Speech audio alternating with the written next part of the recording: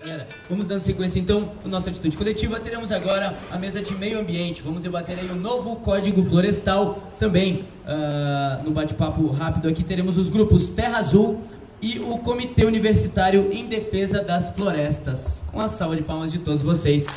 Atitude coletiva.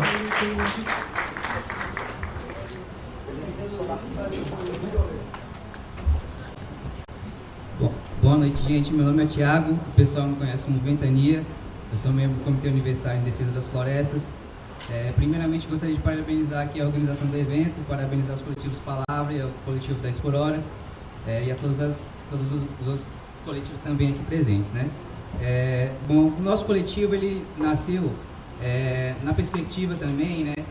Na verdade, do entendimento de que haveria a necessidade do enfrentamento com alguns projetos históricos aqui no Brasil, né, e que tinham tomado aí um novo fôlego com o anúncio do novo Código Florestal. Então a gente assistiu naquele momento a criação de uma série de outros comitês, né, comitês estaduais, comitês municipais, um comitê nacional, um comitê Brasil também em defesa das florestas, todos eles também na perspectiva da discussão aí do projeto socioambiental, né, na verdade do projeto anti-socioambiental que estava sendo discutido no Congresso Nacional, né, que partiu aí a partir da necessidade aí, né, já que o capital estava em crise, né, a partir da necessidade do capital continuar se expandindo, continuar crescendo aqui no Brasil.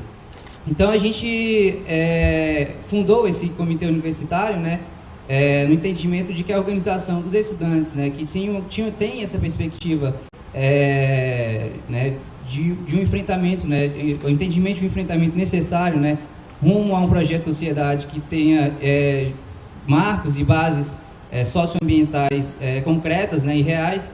Então a gente criou esse comitê aí que vem discutindo a questão do Código Florestal desde então, né. Então a gente viu aí um Código Florestal que nasce na perspectiva exatamente do incentivo, né, de dar um novo combustível, né, as formas mais agressivas, né, de exploração capitalista, tanto no campo quanto na cidade, né, um Código Florestal que tem um apelo social muito grande, né, uma construção social também baseada em setores sociais, uma aliança social do governo, com grandes empresários do campo e da cidade e com grandes empresários do setor financeiro também aqui no país, né, e de fora também.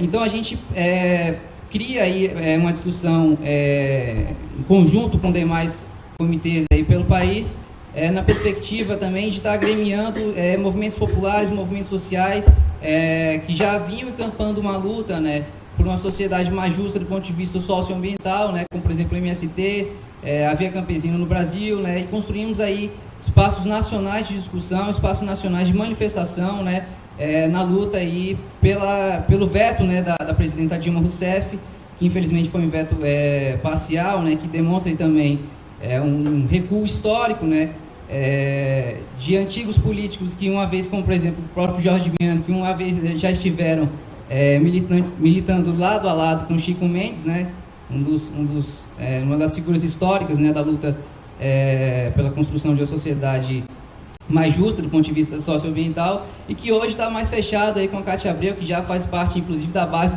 de sustentação do governo federal, né? Então, inclusive, uma das protagonistas aí da construção das emendas desse Código Florestal, né, das modificações ainda mais reacionárias que esse Código Florestal sofreu, e trazendo também alguns outros protagonistas, como o próprio Aldo Rebelo, que fecha aí com setores que, inclusive, há 30 anos atrás, quem sabe, estariam torturando ele e que hoje estão aí aprovando esse Código Florestal e arrancando aplausos, inclusive, desse setor, né?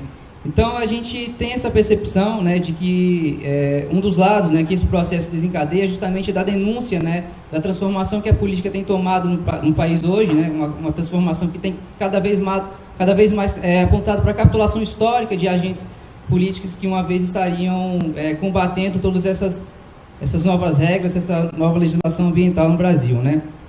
Então, acho que o nosso movimento, nosso comitê, justamente é criado em diálogo com essas outras forças, né, com esses outros, se inserindo aí nesse espectro nacional da luta contra o Código Florestal, né, da luta contra as alterações do Código Florestal, que tomou, inclusive, áreas internacionais. A gente viu recentemente a Rio+20, né, que botou na rua aí mais de 80 mil, talvez 100 mil pessoas nas ruas, reivindicando aí a retomada da discussão sobre a questão socioambiental no Brasil, que por muito tempo ficou por baixo dos panos ali, né? Inclusive beneficiando aí os agentes que tinham aprovado esse novo Código Florestal. Então a gente retoma aí agora nessa nova fase a discussão também sobre a MP 571, né, que foi a MP que saiu a partir do veto da presidenta Dilma, né, e que traz inclusive um recuo, né, um retrocesso ainda maior, ainda mais histórico e ainda mais profundo, né, do ponto de vista ambiental, pois ele acelera e aprofunda algumas medidas do código, que eu estou tentando achar aqui porque eu não decorei todas. Mas, por exemplo, uma delas é a questão, né, da redução das APPs, né, ou da extinção dos módulos de proteção permanente de pequeno e médio porte no país, né? Então a gente tem aí um aprofundamento ainda maior em comparação com o primeiro projeto que saiu da Câmara, que saiu do Congresso, na verdade, né, que sofreu o veto parcial da presidenta Dilma. Temos aí também a redução, né, das áreas obrigatórias de reflorestamento, né? Então a gente tem, por exemplo, a questão das margens dos rios, do reflorestamento em olhos d'água, que agora é reduzido, né? Então o desmatamento aí avança sobre as margens dos rios, avança sobre os olhos d'água, e a gente tem aí ainda o que para a gente muitas vezes é o ponto mais crítico desse projeto, né, que é desculpa, estou com a memória ruim aqui, mas que é a anistia, né, aos crimes ambientais que foram cometidos até o ano de 2008, né, e acho que talvez esse seja o ponto mais crítico, né, porque ele causa um aceleramento do processo de desmatamento no Brasil, que é legalmente respaldado, né, então a gente tem que estar denunciando esse ponto também. Um outro ponto muito crítico também do projeto é a regulamentação de mega atividades econômicas e empreendimentos no manguezal, né? A gente sabe que no Brasil as áreas de mangue já são historicamente surradas, né, pela atividade econômica da humanidade, e a gente agora está dando um respaldo legal para que essa atividade econômica continue crescendo, continue avançando, continue destruindo aí o que resta ainda de mangue no país, o que resta ainda de floresta no país, né? Então a gente faz esse chamado, esse convite também. A gente quer deixar o convite aqui para cada um dos coletivos, cada uma das pessoas que estão aqui presentes hoje, para estarem conhecendo o comitê. A gente também está recebendo contribuição, a gente faz o convite para contribuição, mesmo daqueles que não são universitários, né, universitários ou não, a gente está recebendo aí, tanto na construção das nossas pautas, da nossa formação, da nossa ação e das nossas discussões. Qualquer pessoa que esteja disposta para estar discutindo aí com a gente um modelo mais avançado de sociedade, um modelo anticapitalista de sociedade, um modelo que tenha aí um respaldo socioambiental e popular, para que a gente possa estar construindo uma sociedade mais justa. Obrigado, gente. Isso, a gente tem um blog, mas eu também... Isso, é o Comitê Florestas Universitário.wordpress.com.br. E a gente também tem o Facebook, que é o Comitê Florestas Universitário. E a gente está sempre disposto a estar respondendo as perguntas e aos convites. Obrigado, gente.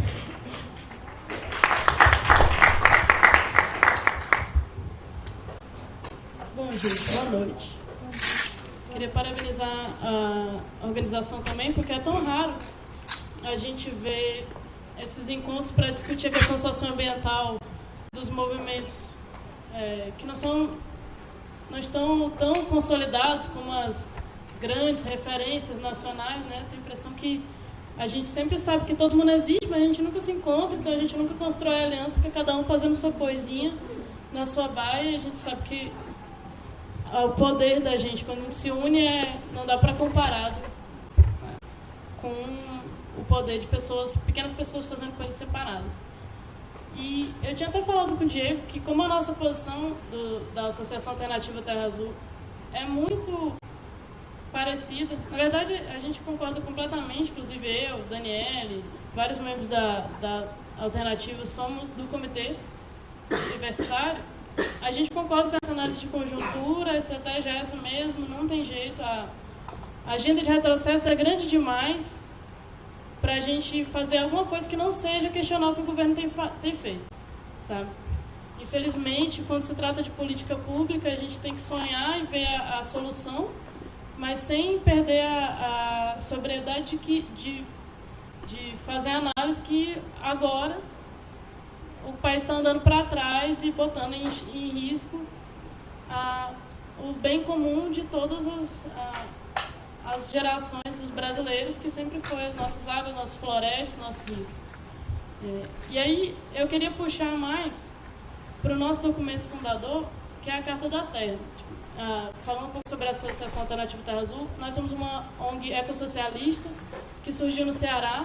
A gente dá auxílio a pequenos produtores de agroecologia, a gente trabalha com feiras agroecológicas, enfim, um trabalho bem outsider, e a gente se orienta muito nos princípios da Carta da Terra. Por quê? Porque, infelizmente, como tudo no capitalismo, o discurso sustentável, o discurso verde, né, todas essas coisas que envolvem sustentabilidade, têm sido apropriados pelo grande capital para vender produtos e para manter a gente nesse estado de estagnação e de injustiça recorrente.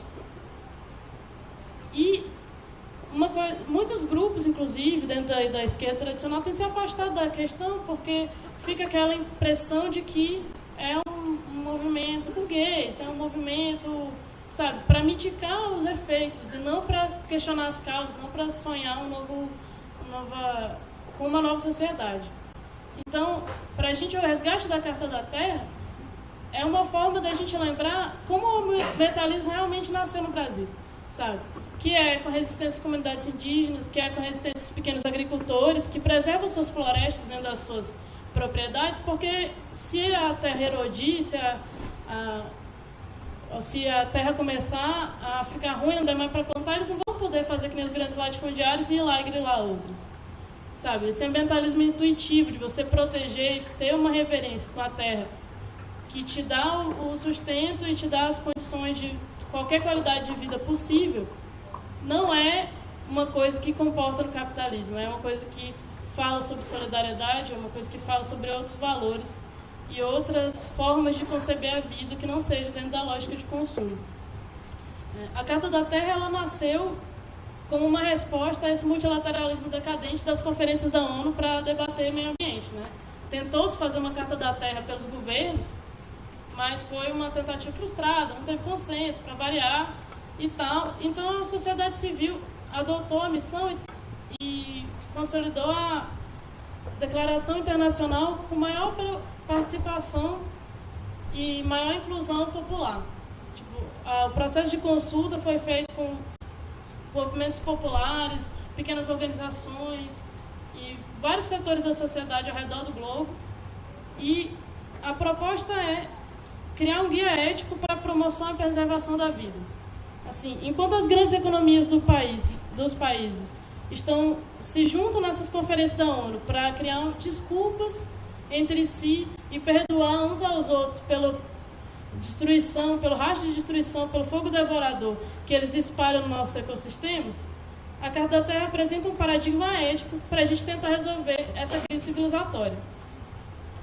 Né? Assim, no mundo onde o individualismo é cada vez mais crescente, a Carta da Terra propõe o princípio de respeitar e cuidar da comunidade da vida, que significa reconhecer que toda forma de vida tem seu direito à existência, independente do seu uso para a comunidade humana, sabe? Da sua utilidade para virar produto, para virar creme de beleza, para virar soja, para virar, enfim. Que as coisas têm um valor em si, independente do seu lugar no mercado de capitais e de trocas monetarizadas. Outro princípio que coloca é que a responsabilidade humana é proporcional à sua potencialidade. Quanto mais potencialidades o ser humano demonstra no que diz respeito à tecnologia, produção de conhecimento, maior a responsabilidade de fazer com que essa tecnologia, essa produção de conhecimento se torne coisas populares para o proveito de todo mundo, para a conservação da vida e para contribuir para um mundo mais justo.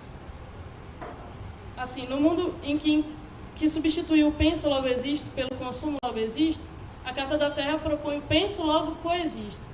Ao invés dessa lógica que empurra a gente para se pensar sempre na destruição do outro, O homem só é mais homem se ele for menos que a mulher. O ser humano só é pleno se ele estiver fazendo uso destrutivo da natureza e várias outras oposições assim. A gente propõe uma lógica diferente, né? Uma lógica que envolva justiça social e econômica. E, finalmente, no mundo cheio de falsas democracias e de direitos que só existem no papel, a gente propõe lutar pela transparência e responsabilização nos exercícios do governo, construir uma cultura de não violência, mas de intensa participação política, porque a sustentabilidade hoje é um problema político, né? A questão do novo Código Florestal demonstra isso muito claro.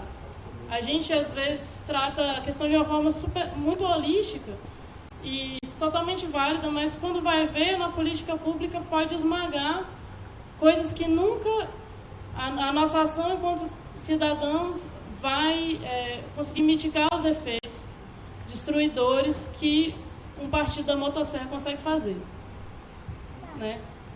Enfim,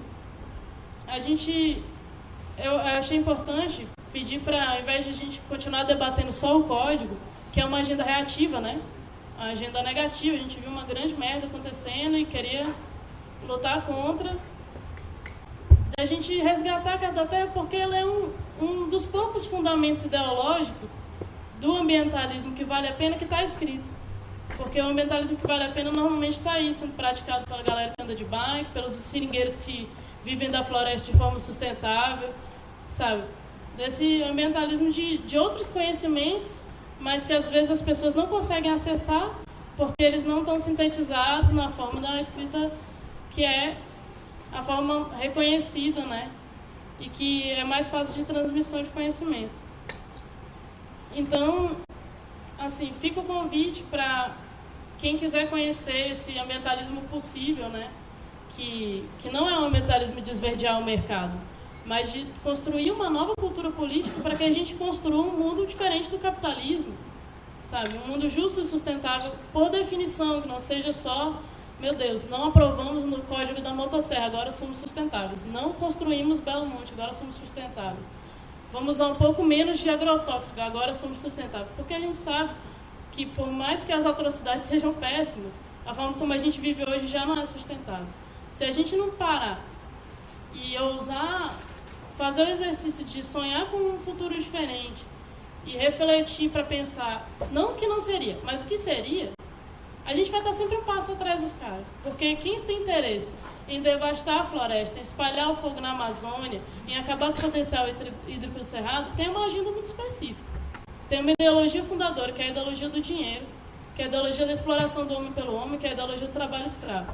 A gente tem essa vontade de mudança, mas o nosso projeto de futuro ainda é uma coisa que está em concepção, né? Em formação, está nascendo.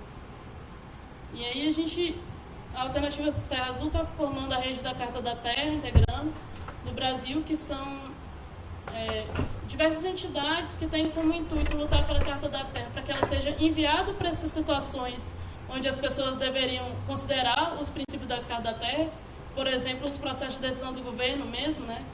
Tipo, na prática seria enviar a Carta da Terra para o governo Agnello, na hora para ele, sabe, ver que as pessoas não concordam com essa forma de tratar comunidades indígenas, como eles fizeram com os santuários pajés, de enviar a Carta da Terra para a presidenta Dilma, para que ela vetasse essa destruição do nosso maior mecanismo de proteção às florestas brasileiras, de mandar para o governador de São Paulo, quando ele mandou fazer aquela atrocidade no Pinheirinho, de mandar para Israel nessa luta eterna contra o povo palestino, assim. Mandar a Carta da Terra é uma forma da gente comunicar que existe uma voz dissonante, sabe? E que nós temos uma visão desse futuro novo possível. Não é só uma indignação, a gente também tem condição de criar novas bases, de enxergar, de começar a se aproximar desse futuro e pensar como é que ele acontece aqui no chão, né? Como é que a sustentabilidade acontece quando se traduz em políticas públicas, quando se traduz no combate às opressões, quando se traduz na distribuição de renda. E também a Carta da Terra é um instrumento super didático, né? Porque ela distribui princípios que antigamente ficavam numa esfera totalmente tecnicista do fazer ecológico, né? De simplesmente dizer, não, olha só, o ecossistema tem uma função por causa disso, disso e disso, e avança no sentido de tornar a ecologia uma questão de valores, uma questão de classe, uma questão de referenciar a gente no nosso tempo e no nosso espaço. Então é isso aí. Fica o convite, quem quiser participar da Rede Carta da Terra, é só mandar um e-mail para contato@alternativa.terraazul.org. Obrigada.